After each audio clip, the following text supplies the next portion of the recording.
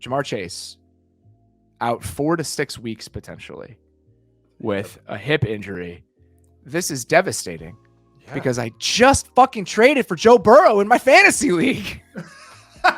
That's the way you go about it. I think it's devastating because they finally were starting to reconfigure this offense. Where it's a real bummer. It's a real bummer. And so now they have the pieces to hopefully survive something like this. T. Higgins is a really good player. Tyler Boyd is a really good player. But, I mean, you just look at the overall recipe of what the Bengals offense was. Yep. Being able to take some of those little small bites out of empty and out of those shotgun looks against some of those defenses convincing you to, that's totally fine. But a huge part of the overall equation is when you get the looks, right, you can throw it to number one and it turns into a 50-yard touchdown. So you really do kind of limit the ceiling of what they are, even if you still have some other guys that you feel pretty good about.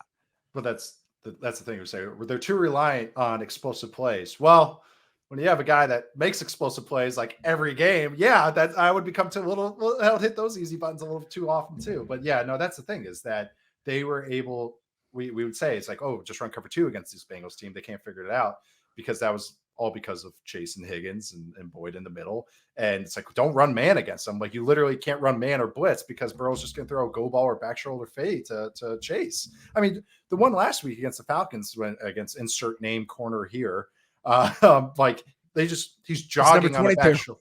Yeah, just number. He's catching a back shoulder fade where Chase is just jogging on it, and then he turns into a huge play. It's like, that's what that guy can do. So this is a huge bummer because I was actually, and as Bengals fans know, like I always kind of was just with this offense because it's just the down to down, drive to drive sustainability. Always like I just didn't like, but it just seemed like they were finally figuring out answers this last 3 weeks. And I was actually kind of going like, hey, good job and compliment. We even wrote about their shotgun run game this week. So this is a bummer because I just wanted to see them kind of figure it out because it seemed like they were starting to find answers in other ways. Man, I mean, I don't know what it's going to look like. I guess essentially it looks like the plan that they've had where they really are just kind of like, all right, let's matriculate. Let's operate this way without some of those explosive plays. Yeah. And it's a pretty big part of the equation is getting getting 1 or 2 of those a game. So it's a huge bummer because this team was absolutely rolling.